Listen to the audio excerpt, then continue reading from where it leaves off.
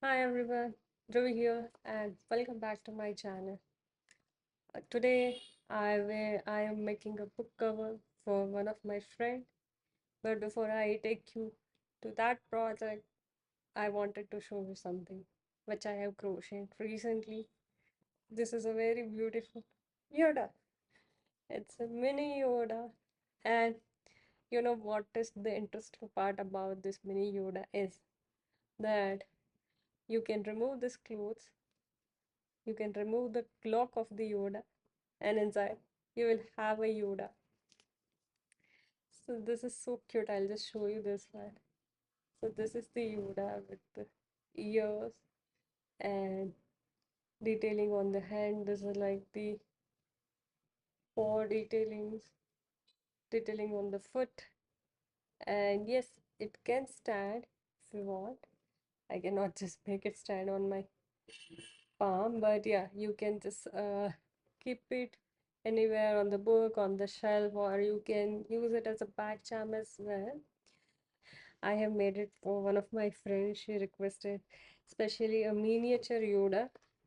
So I tried to make this one, and I think it has turned out very cute and very clean. Because if you see the clock closely, it is so clean, neat, and all the detailings are very clean. Even the paw detailing and the hand detailings are also very cute. This is what I like about this pattern, that you don't have to uh, attach it. It's a no sew pattern, and the paws are coming so good without changing the yarn or without doing anything else. So yeah, that's the best part. Now I'll tell you one more thing she wanted is the book sleeve or a book cover. This is one of my favorite book which she only gifted me. So I'll be taking a reference size of this book's reference, and I'll be making a sleeve for this particular book. For this one, I wanted to go very colorful and something flexible, even if the book size is different, she should be able to use it. So for that, uh, I'll walk you through the pattern. This is something which if you can see here, this is something which I'm targeting. For this one, rather than switching color on every row, I have planned to go with the existing colorful yarn. This is an Oswald James collection yarn. It's 3-ply acrylic yarn, and I will be using a 3 mm hook for the same thing. I will create a big granny square, and later we will work on connecting the edges. So let's get started.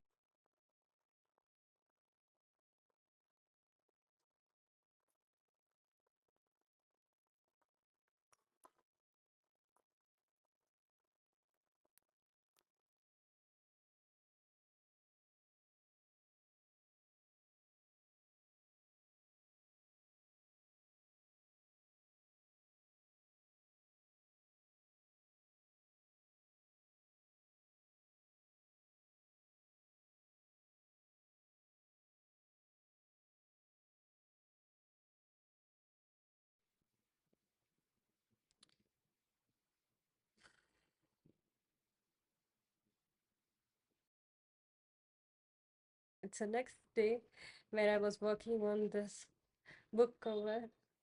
This was I was able to get so far yesterday, but there is some change in the plan. I really did not like the how the bust is coming out. So if you see from the center, it is not the continuous granny square which is working out. I was expecting something which felt like the first row will come off to some color, second row will come off some color, not uh not a 2-3 rows of the same color like we have in the red. But you see that like we have 3 rows of red color, but then only one orange, one green, and one pink. So that consistency is not there, and it is not giving the colorful vibe which I was trying to go for. So instead of this, rather than frogging this yarn, I will later use it for either some top I will continue this, complete this granny square. Either I will use it as a top, or I will just make a cushion cover out of this one. So I'm keeping this aside. Meanwhile, I worked on the another color palette which I liked, and it's this one. Yeah, so this is kind of a ombre palette which I was going for, starting from the center, dark green. So you see what I'm trying to achieve here, that from the center, here in the center, you have a solid square, then the lighter green, and then the white. So this is, and this looks so uniform across all the rows. So this was something I was going for, and now I will just fold the two edges as it is shown in the videos. I will fold two edge and will sew across that. Like basically, I will stitch across those edges, and it will work it as a book cover. Coincidentally, the color of the book cover and the color of the book is quite matching. Not the vibe I was going for, but yeah. Yeah, everyone. So, little update on the project which I was working on. I completed this book cover.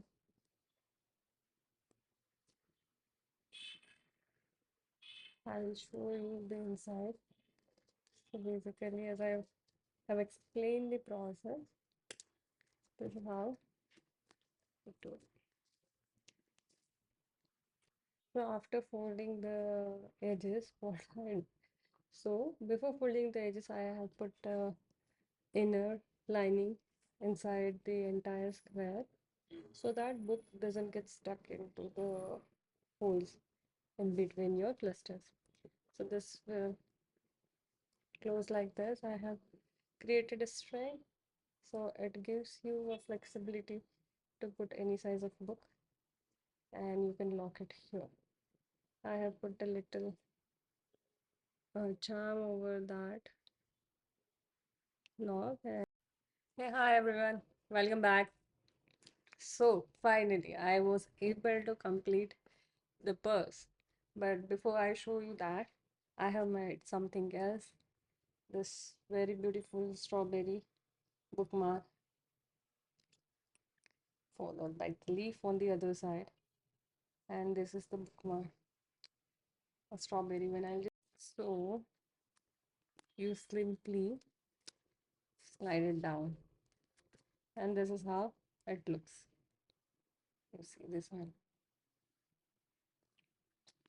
So yes, I was just trying out one strawberry bookmark charm and was able to complete this. But another project which I was thought of making a top or a cushion cover, I was finally able to make a cushion cover out of it.